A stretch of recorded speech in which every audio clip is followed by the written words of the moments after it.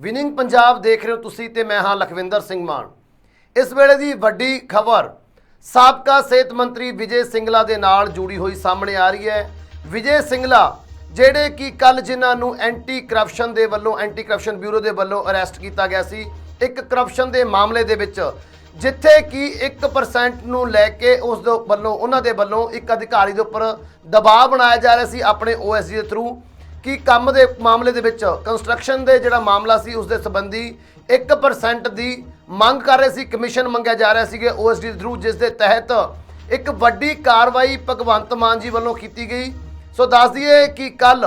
ਭਗਵੰਤ ਮਾਨ ਜੀ ਨੇ ਜਿੱਥੇ ਉਹਨਾਂ ਨੂੰ ਉਹਨਾਂ ਦੇ ਕੈਬਨਿਟ ਰੈਂਕ ਤੋਂ ਬਰਖਾਸਤ ਕੀਤਾ, ਫਾਰਗ ਕਰ ਦਿੱਤਾ ਗਿਆ ਸੀ, ਉੱਥੇ ਹੀ ਸ਼ਾਮ ਹੁੰਦੇ ਹੁੰਦੇ ਉਹਨਾਂ ਦੇ ਵਿਰੁੱਧ FIR ਕਰਕੇ ਉਹਨਾਂ ਨੂੰ ਅਰੈਸਟ ਕਰਕੇ ਮੋਹਾਲੀ ਦੀ ਕੋਰਟ ਦੇ ਵਿੱਚ ਪੇਸ਼ ਕੀਤਾ ਗਿਆ। ਸੋ ਲਗਾਤਾਰ ਮੁਸ਼ਕਿਲਾਂ ਵੱਧਦੀਆਂ ਹੋਈਆਂ ਨਜ਼ਰ ਆ ਰਹੀਆਂ। ਵਿਜੇ ਸਿੰਗਲਾ ਜੀ ਜਿਨ੍ਹਾਂ ਨੂੰ ਕੱਲ ਪੁਲਿਸ ਦਾ ਇੱਕ ਵੱਡਾ ਕਾਫਲਾ ਘਰ ਤੋਂ ਚੰਡੀਗੜ੍ਹ ਉਹਨਾਂ ਦੇ ਆਫਿਸ ਲੈ ਕੇ ਗਿਆ ਸੀ, ਉਹੀ ਪੁਲਿਸ ਸ਼ਾਮ ਨੂੰ ਉਹਨਾਂ ਨੂੰ ਮੋਹਾਲੀ ਦੀ ਕੋਰਟ ਦੇ ਵਿੱਚ ਪੇਸ਼ ਕਰਦੀ ਹੋਈ ਨਜ਼ਰ ਆ ਰਹੀ। ਮੁਸ਼ਕਿਲਾਂ ਵਧੀਆਂ, ਲੇਕਿਨ ਇੱਥੇ ਹੀ ਵਸ ਰਹੀ ਹੋਈ ਮੋਹਾਲੀ ਕੋਰਟ ਦੇ ਵੱਲੋਂ 4 ਦਿਨ ਦਾ ਰਿਮਾਂਡ ਦੇ ਦਿੱਤਾ ਗਿਆਗਾ ਵਿਜੇ ਸਿੰਗਲਾ ਦਾ। 4 ਦਿਨ ਹੁਣ ਲਗਾਤਾਰ ਉਹਨਾਂ ਤੋਂ ਇਸ ਸੰਬੰਧੀ ਪੁੱਛਗਿੱਛ ਕੀਤੀ ਜਾਏਗੀ। ਨਾਲ ਹੀ ਨਾਲ ਦੱਸ ਦਈਏ ਕਿ ਉਹਨਾਂ ਦੇ OSD ਪ੍ਰਦੀਪ ਜੋ ਕਿ ਉਹਨਾਂ ਦੇ ਭਾਣਜੇ ਹੀ ਨੇ, ਉਹਨਾਂ ਦਾ ਵੀ ਰਿਮਾਂਡ ਦਿੱਤਾ ਗਿਆ। ਦੱਸ ਦਈਏ ਕਿ ਪੂਰੀ ਖਬਰ ਸਾਹਮਣੇ ਨਿਕਲ ਕੇ ਆਈ ਹੈ ਕਿ OSD ਦੇ ਵੱਲੋਂ ਭਾਵ ਕਿ ਸਿਹਤ ਮੰਤਰੀ ਦੇ ਭਾਣਜੇ ਵੱਲੋਂ ਹੀ ਕਰਪਸ਼ਨ ਦੇ ਸਾਰੇ ਕੰਮਕਾਰ ਨੂੰ ਦੇਖਿਆ ਜਾਂਦਾ ਸੀ। ਜਿੰਨੀ ਵੀ ਕਰਪਸ਼ਨ ਮੰਤਰੀ ਸਾਹਿਬ ਵੱਲੋਂ ਕੀਤੀ ਗਈ ਸੀ ਉਸ ਦਾ ਲੇਖਾ ਜੋਖਾ ਉਹਨਾਂ ਦੇ ਭਾਣਜੇ ਦੁਆਰਾ ਹੀ ਰੱਖਿਆ ਜਾਂਦਾ ਸੀ। ਸੋ ਇੱਕ ਵੱਡੀ ਕਾਰਵਾਈ ਕੱਲ ਭਗਵੰਤ ਮਾਨ ਸਰਕਾਰ ਵੱਲੋਂ, ਆਮ ਆਦਮੀ ਪਾਰਟੀ ਦੀ ਸਰਕਾਰ ਵੱਲੋਂ, ਉਸ ਸਰਕਾਰ ਦੇ ਵੱਲੋਂ ਜਿਹੜੀ ਸਰਕਾਰ ਕਹਿੰਦੀ ਸੀ ਕਿ ਕਰਪਸ਼ਨ ਦੇ ਮਾਮਲੇ ਦੇ ਉੱਪਰ 0% ਟੋਲਰੈਂਸ ਦੀ ਨੀਤੀ ਅਪਣਾਈ ਜਾਏਗੀ, ਭਾਵ ਕਿ ਪਾਰਟੀ ਜਦੋਂ ਤੱਕ ਸੱਤਾ ਦੇ ਵਿੱਚ ਰਹੇਗੀ 1% ਵੀ ਕਰਪਸ਼ਨ ਨਹੀਂ ਹੋਣ ਦਿੱਤੀ ਜਾਵੇਗੀ, ਜਿਸ ਦੇ ਉੱਪਰ ਕੱਲ ਆਪਣੇ ਹੀ ਵੱਡੇ ਮੰਤਰੀ ਦੇ ਖਿਲਾਫ ਆਮ ਆਦਮੀ ਪਾਰਟੀ ਦੇ ਵੱਲੋਂ ਵੱਡਾ ਐਕਸ਼ਨ ਲਿਆ ਗਿਆ। ਦੱਸ ਦਈਏ ਕਿ ਰਿਮਾਂਡ ਦੇ ਦੌਰਾਨ ਵੱਡੇ ਖੁਲਾਸੇ ਹੋਣ ਦੀ ਉਮੀਦ ਹੈ। ਇਸ ਤੋਂ ਪਹਿਲਾਂ ਕਿ ਮੰਤਰੀ ਸਾਹਿਬ ਖੁਲਾਸੇ ਕਰਨ, ਭੇਦ ਹੋਰ ਸਾਹਮਣੇ ਆਉਣ, ਉਸ ਤੋਂ ਪਹਿਲਾਂ ਹੀ ਇੱਕ ਵੱਡਾ ਹੋਰ ਧਮਾਕਾ ਕਰ ਦਿੱਤਾ ਗਿਆਗਾ ਭਗਵੰਤ ਮਾਨ ਜੀ ਵੱਲੋਂ। ਚੂੜੀ ਹੋਰ ਕੱਸਦੇ ਹੋਏ ਨਜ਼ਰ ਆ ਰਹੇ ਨੇ, ਕਾਨੂੰਨੀ ਸਕੰਜਾ ਹੋਰ ਕੱਸਦਾ ਨਜ਼ਰ ਆ ਰਿਹਾ ਹੈਗਾ ਸਿਹਤ ਮੰਤਰੀ ਦੇ ਉੱਪਰ। ਸੋ ਨਵੀਂ ਜਾਂਚ ਦੇ ਆਦੇਸ਼ ਦੇ ਦਿੱਤੇ ਗਏ ਨੇ ਭਗਵੰਤ ਮਾਨ ਜੀ ਵੱਲੋਂ ਸਿਹਤ ਮੰਤਰੀ ਦੇ ਖਿਲਾਫ। ਦੱਸ ਦਈਏ ਕਿ ਇੱਕ ਜਾਂਚ ਕਮੇਟੀ ਬਣਾਈ ਗਈ ਹੈ ਜਿਹੜੀ ਕਿ ਹੁਣ ਜਾਂਚ ਕਰੇਗੀ ਕਿ ਆਖਰ ਮੁਹੱਲਾ ਕਲੀਨਿਕ ਜਿਹੜੇ ਕਿ 117 ਮੁਹੱਲਾ ਕਲੀਨਿਕ ਸਿਹਤ ਸੰਬੰਧਿਤ ਸਹੂਲਤਾਂ ਨੂੰ ਦੇਖਦੇ ਹੋਏ 117 ਮੁਹੱਲਾ ਕਲੀਨਿਕ ਖੋਲ੍ਹਣ ਦੀ ਗੱਲ ਭਗਵੰਤ ਮਾਨ ਦੀ ਸਰਕਾਰ ਵੱਲੋਂ ਕੀਤੀ ਗਈ ਸੀ, ਜਿਹੜੇ ਕਿ ਅਗਸਤ ਮਹੀਨੇ ਦੇ ਵਿੱਚ ਸ਼ੁਰੂ ਕਰਨੇ ਸੀ ਲੋਕਾਂ ਦੀ ਸਿਹਤ ਸਹੂਲਤਾਂ ਨੂੰ ਬਿਹਤਰ ਕਰਨ ਦੇ ਲਈ। ਉਹਨਾਂ 117 ਮੁਹੱਲਾ ਕਲੀਨਿਕਾਂ ਦੇ ਹੁਣ ਟੈਂਡਰਾਂ ਦੀ ਜਾਂਚ ਕੀਤੀ ਜਾਏਗੀ। ਸੋ ਦੱਸ ਦਈਏ ਕਿ ਮੁਸ਼ਕਿਲਾਂ ਵਧਣੀਆਂ ਸ਼ੁਰੂ ਹੋ ਚੁੱਕੀਆਂ ਨੇ ਸਾਬਕਾ ਸਿਹਤ ਮੰਤਰੀ ਦੀਆਂ, ਕਿਉਂਕਿ ਇਹ ਟੈਂਡਰ ਜਿਹੜੇ ਕਿ 60 ਟੈਂਡਰ ਤਕਰੀਬਨ ਪਾਸ ਵੀ ਹੋ ਚੁੱਕੇ ਸੀ, ਜਿਸ ਨੂੰ ਕਿ ਵੱਖ-ਵੱਖ ਕੰਪਨੀਆਂ ਨੂੰ ਅਲਾਟ ਕੀਤਾ ਗਿਆ। ਇਹਨਾਂ ਸਾਰੇ ਟੈਂਡਰਾਂ ਦੀ ਅਲਾਟਮੈਂਟ ਦੀ ਜਾਂਚ ਦੇ ਆਦੇਸ਼ ਦੇ ਦਿੱਤੇ ਗਏ ਨੇ। ਦੱਸ ਦਈਏ ਕਿ ਸਿਹਤ ਮੰਤਰੀ ਦੇ ਵੱਲੋਂ ਵੱਖ-ਵੱਖ ਕੰਪਨੀਆਂ ਦੇ ਨਾਲ ਮੁਹੱਲਾ ਕਲੀਨਿਕਾਂ ਦੇ ਟੈਂਡਰਾਂ ਨੂੰ ਲੈ ਕੇ ਲਗਾਤਾਰ ਗੱਲਬਾਤ ਹੁੰਦੀ ਰਹੀ ਹੈ, ਮੀਟਿੰਗਾਂ ਦਾ ਦੌਰ ਚੱਲਦਾ ਰਿਹਾ ਹੈ। ਸੋ ਹੁਣ ਜਾਂਚ ਕੀਤੀ ਜਾ ਰਹੀ ਹੈ ਕਿ ਇਹਨਾਂ ਟੈਂਡਰਾਂ ਦੇ ਵਿੱਚ ਵੀ ਕੋਈ ਧਾਂਦਲੀ ਤਾਂ ਨਹੀਂ ਕੀਤੀ ਗਈ ਕਿ ਸਿਹਤ ਮੰਤਰੀ ਦੇ ਵੱਲੋਂ ਜਾਂ ਉਹਨਾਂ ਦੇ OSD ਦੇ ਵੱਲੋਂ ਕੰਪਨੀਆਂ ਦੇ ਨਾਲ ਕਿਸੇ ਦੀ ਤਰ੍ਹਾਂ ਦਾ ਕੋਈ ਡੀਲਿੰਗ ਤਾਂ ਨਹੀਂ ਕੀਤੀ, ਕੋਈ ਡੀਲ ਤਾਂ ਨਹੀਂ ਕੀਤੀ ਗਈ ਕਮਿਸ਼ਨ ਨੂੰ ਲੈ ਕੇ। ਸੋ ਇਸ ਨੂੰ ਲੈ ਕੇ ਹੁਣ ਨਵੀਂ ਜਾਂਚ ਦੇ ਆਦੇਸ਼ ਸਿਹਤ ਮੰਤਰੀ ਦੇ ਲਈ ਦੇ ਦਿੱਤੇ ਗਏ ਨੇ ਕਿ ਸਿਹਤ ਮੰਤਰੀ ਦੇ ਖਿਲਾਫ ਇੱਕ ਹੋਰ ਜਾਂਚ ਹੋਏਗੀ ਇਹਨਾਂ 60 ਮੁਹੱਲਾ ਕਲੀਨਾਂ ਦੇ ਟੈਂਡਰਾਂ ਨੂੰ ਲੈ ਕੇ। ਸੋ ਮੁਸ਼ਕਿਲਾਂ ਲਗਾਤਾਰ ਵੱਧਦੀਆਂ ਹੋਈਆਂ ਨਜ਼ਰ ਆ ਰਹੀਆਂ ਨੇ। ਦੱਸ ਦਈਏ ਕਿ ਸਿਹਤ ਮੰਤਰੀ ਜਿਨ੍ਹਾਂ ਨੂੰ ਕਿ 10 ਦਿਨ ਪਹਿਲਾਂ ਇੱਕ ਸ਼ਿਕਾਇਤ ਮਿਲੀ ਸੀ, ਜਿਨ੍ਹਾਂ ਦੇ ਖਿਲਾਫ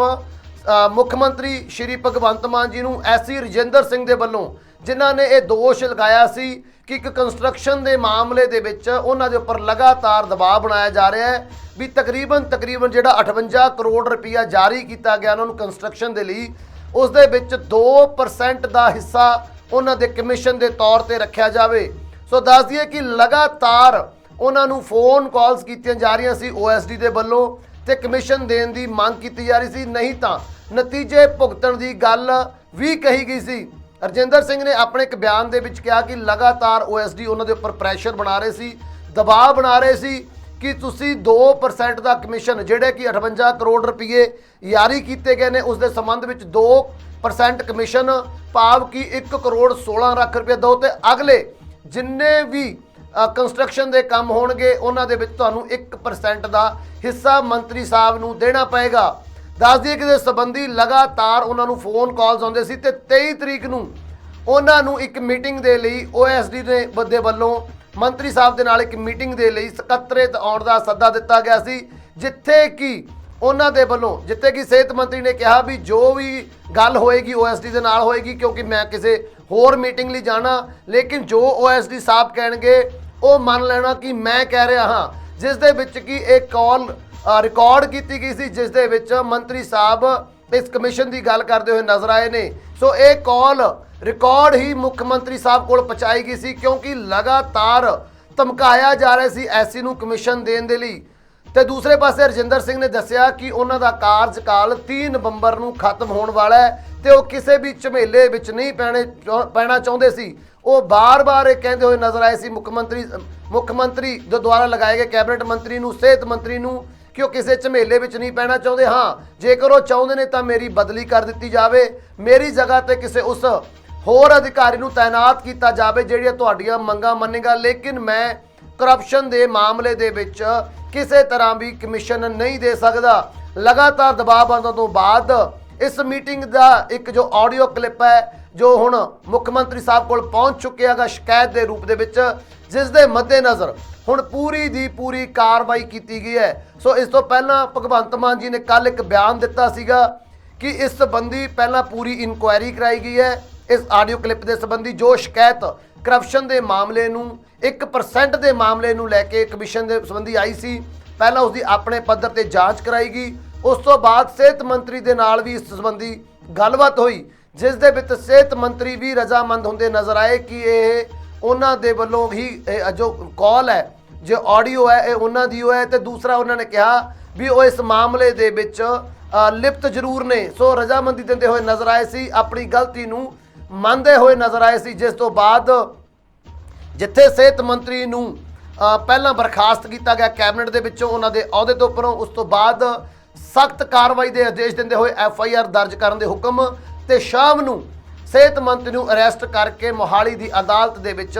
ਪੇਸ਼ ਕਰ ਦਿੱਤਾ ਗਿਆ, ਜਿੱਥੇ 4 ਦਿਨ ਦਾ ਰਿਮਾਂਡ ਦਿੱਤਾ ਗਿਆ। ਰਿਮਾਂਡ ਦੇ ਵਿੱਚ ਵੱਡੇ ਖੁਲਾਸੇ ਹੋਣ ਜਾ ਰਹੇ ਨੇ ਕਿਉਂਕਿ ਇਸ ਤੋਂ ਪਹਿਲਾਂ ਵੀ ਕਈ ਤਰ੍ਹਾਂ ਦੇ ਇਲਜ਼ਾਮ ਜੋ ਕਿ ਬਰਬਰੀ ਲੱਗਦੇ ਰਹੇ ਨੇ ਸਿਹਤ ਮੰਤਰੀ ਤੇ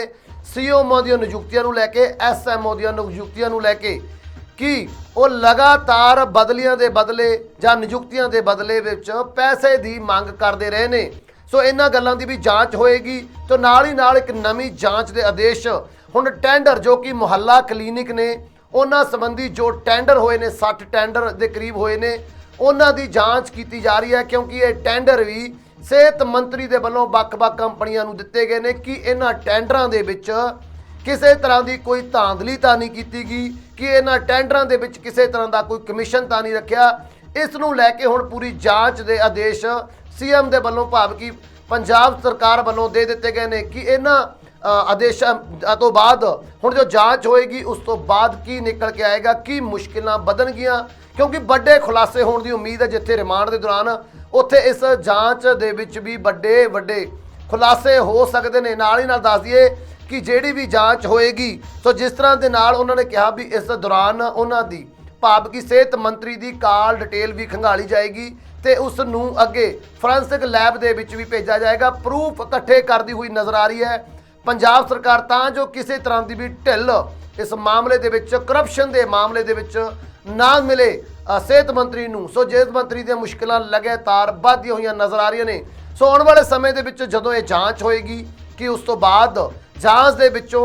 ਫ੍ਰੀ ਨਿਕਲ ਜਾਣਗੇ, ਪਾਕ ਸਾਫ਼ ਨਿਕਲ ਜਾਣਗੇ, ਜਾਂ ਫਿਰ ਕਰਪਸ਼ਨ ਦੇ ਚਾਰਜ ਦੇ ਵਿੱਚ ਫਸੇ ਹੋਏ ਸਿਹਤ ਮੰਤਰੀ ਦੀਆਂ ਮੁਸ਼ਕਿਲਾਂ ਹੋਰ ਵਧਣਗੀਆਂ ਕਿ ਮੁਹੱਲਾ ਕਲੀਨਿਕਾਂ ਦੇ ਵਿੱਚ ਵੀ ਕਿਸੇ ਤਰ੍ਹਾਂ ਦੀ ਕੋਈ ਧਾਂਦਲੀ ਹੋਈ ਹੈ, ਕਿਸੇ ਤਰ੍ਹਾਂ ਦੀ ਕੋਈ ਕਮਿਸ਼ਨ ਦੀ ਮੰਗ ਕੀਤੀ ਗਈ ਹੈ, ਜਾਂ ਫਿਰ ਕਿਸੇ ਕੰਪਨੀ ਦੇ ਅਧਿਕਾਰੀਆਂ ਤੋਂ ਕਮਿਸ਼ਨ ਦੀ ਪੇਸ਼ਕਸ਼ ਹੋਈ ਜਾਂ ਕਮਿਸ਼ਨ ਲੈ ਗਿਆ। ਇਹ ਸਭ ਜਾਣਨ ਦੇ ਲਈ ਤੁਸੀਂ ਬਣੇ ਰਹੋ ਵਿਨਿੰਗ ਪੰਜਾਬ ਦੇ ਨਾਲ।